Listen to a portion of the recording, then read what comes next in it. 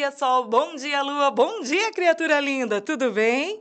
Eu sou a professora Flávia e estou aqui com você para mais uma aula que nós teremos com relação à matéria mais linda que existe, a redação, of course. Meu amor, seguinte, hoje nós vamos falar um pouquinho com relação à dissertação, mas a exemplificação um pouquinho dessa estrutura.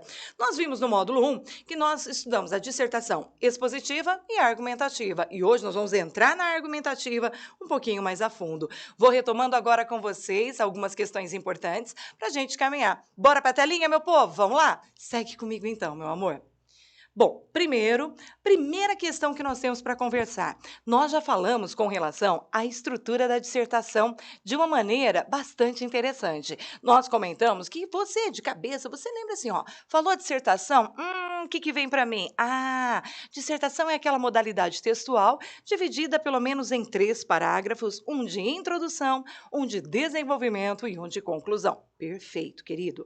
Você obrigatoriamente tem que fazer no mínimo 3 parágrafos, ainda que para o Enem nós tenhamos recomendado que o ideal seja o quê?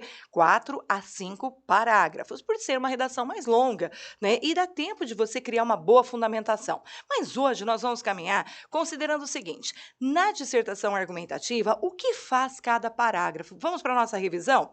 Bora comigo para a telinha. Quando falarmos da dissertação argumentativa, nós vamos entender que a introdução exerce um papel muito importante. Ela é a síntese do ponto de vista a ser discutido e nela você já estabelece a tese. Isso quer dizer o quê? Normalmente, quando nós pensamos em uma redação, nós sabemos que nós iremos fazer parágrafos para defender ideias. Esses parágrafos são muito importantes. Neles, nós sabemos que o nosso papel principal está em transmitir uma informação, mas de um jeito lógico, didático, que a pessoa consiga acompanhar.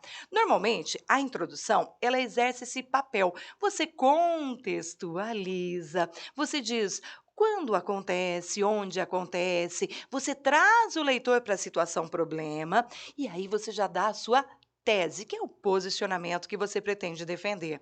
Se você fizer isso com clareza, usando de 2 a 4 períodos, com certeza o examinador vai gostar. Agora, bora lá comigo, gente! No desenvolvimento, o que rola? Vamos? O desenvolvimento, ele vai trazer as mesmas características, mas você vai pensar assim, ó, eu tenho que aprofundar o parágrafo introdutório.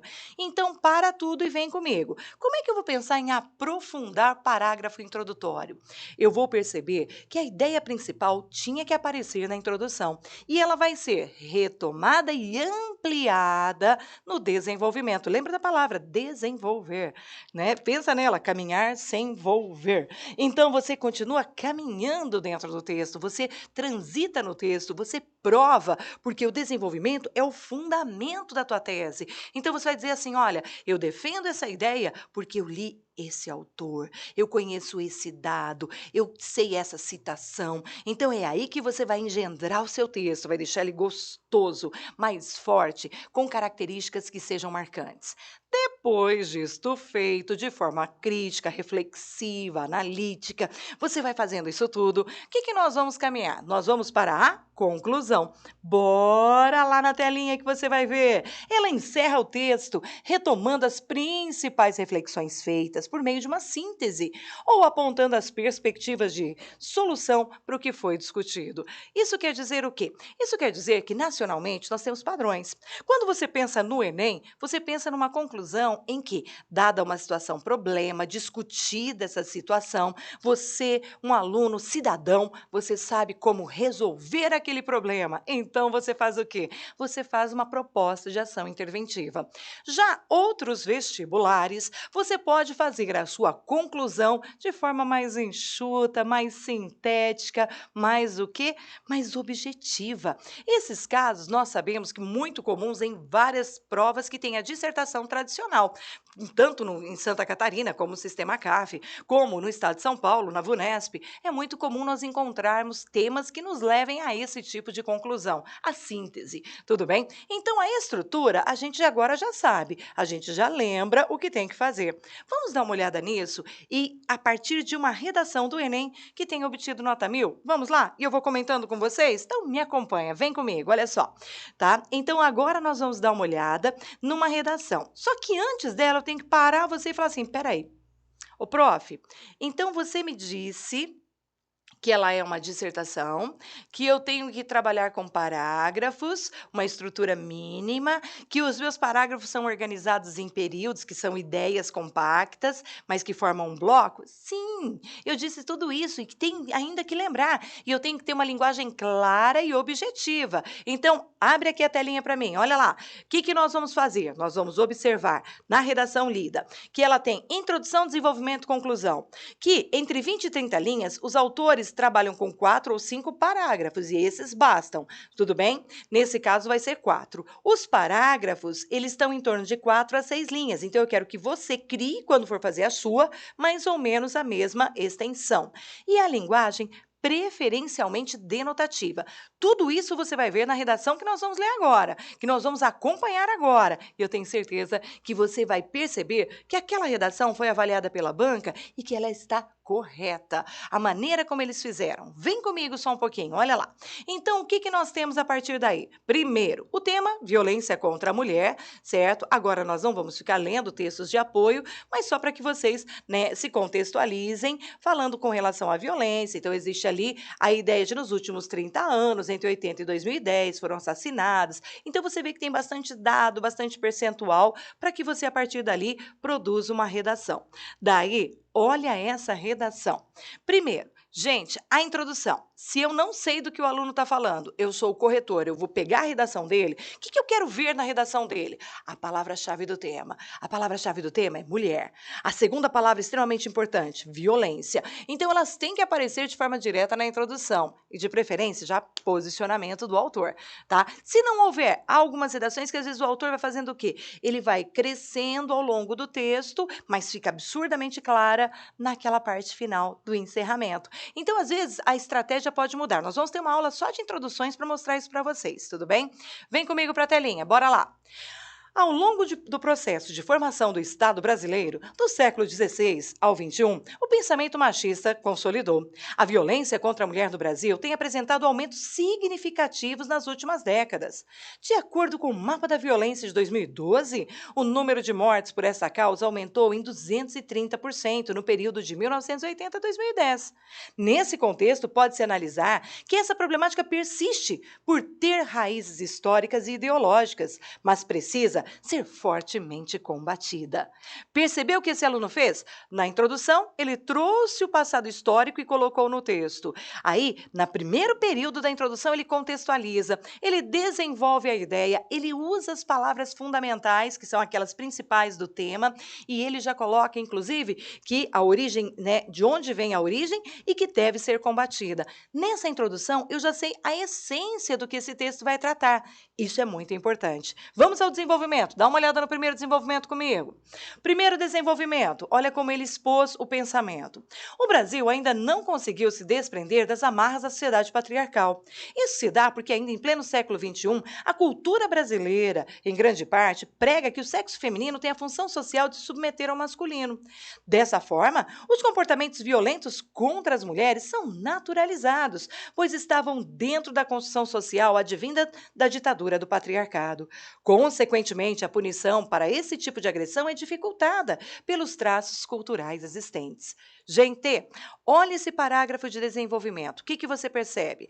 Bom, o ideal seria que tivesse colocado uma expressão para começar o parágrafo que ligasse, né? Em uma primeira instância, em uma primeira análise, primeiro, né? Você poderia ter colocado isso no começo, mas esse aluno foi muito feliz, ainda que ele não tenha colocado o conector, ele foi muito feliz na unidade temática. Ele continua tratando do mesmo assunto e ele vai explorar a questão da cultura do patriarcado. E ele vai falar das causas e consequências que isso gera. Então, ele está dentro do que foi especificado para esse perfil.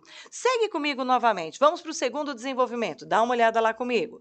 No segundo desenvolvimento, o que, que você percebe? Olha o conector linkando. Além disso, a visão machista na sociedade brasileira faz com que muitos acreditem na superioridade do gênero masculino em relação ao feminino. E isso se reflete no cotidiano dos brasileiros. Nesse viés, as mulheres são objetificadas e vistas vistas apenas como fonte de prazer para o homem e são ensinadas desde cedo a se submeterem aos mesmos e a serem recatadas. Dessa maneira, constrói-se uma cultura do medo, na qual o sexo feminino tem medo de se expressar por estar sob a constante ameaça de sofrer violência física ou psicológica de seu progenitor ou companheiro. Por conseguinte, o número de casos de violência contra a mulher reportados às autoridades é baixíssimo, inclusive os de reincidência. O que você percebeu nesse segundo parágrafo de desenvolvimento? Ele vem com toda uma ideia, começa com um conector. Depois do conector, ele vai puxando essas ideias, comprovando essas ideias, falando da objetificação feminina. E detalhe, você vai perceber que ele dá um problema que lá na conclusão dá para resolver. Quando ele diz que muitas mulheres não reportam a violência, não se sentem à vontade para isso. Então, ele está dando algo que você pode solucionar na conclusão. Lembre de fazer isso, ir dando caminhos e deixando pequenas pegadas para que a PI possa chegar e abraçar, corrigindo esse problema. Tudo bem? Agora vem comigo, mais um parágrafo para a gente analisar. Olha só, o que nós temos no encerramento? Pode-se perceber, portanto. Vem comigo, meu bem. Olha que esse portanto, ele não está no começo do parágrafo.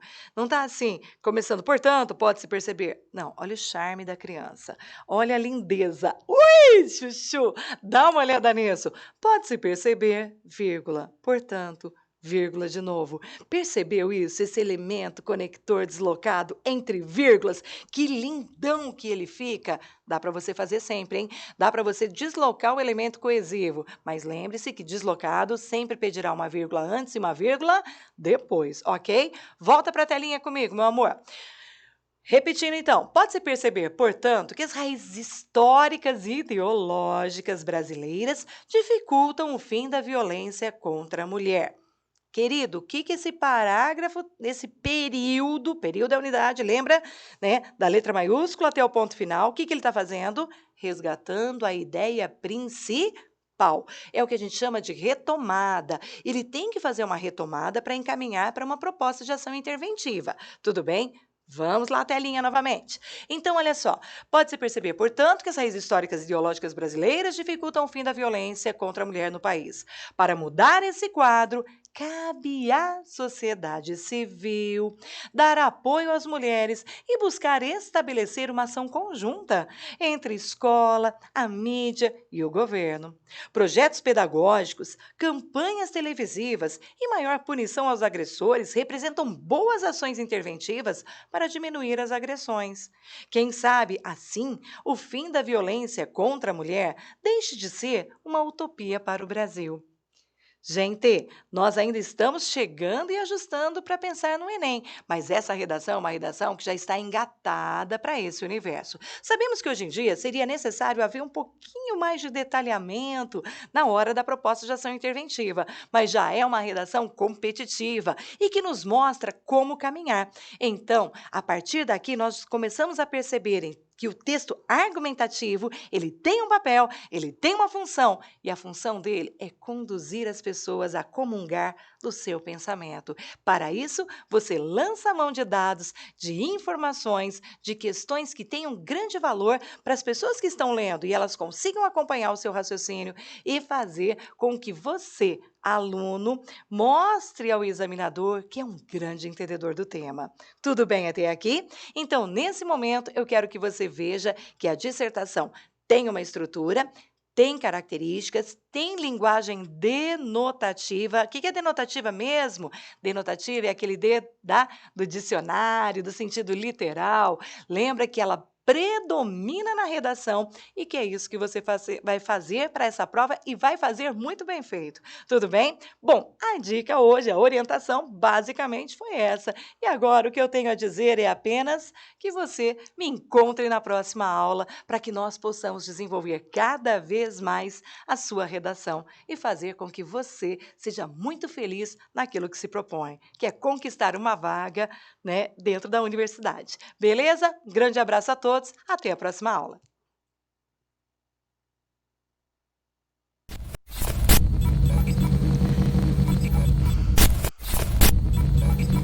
Errei, e errei feio. Só que eu corrigi na louca e fez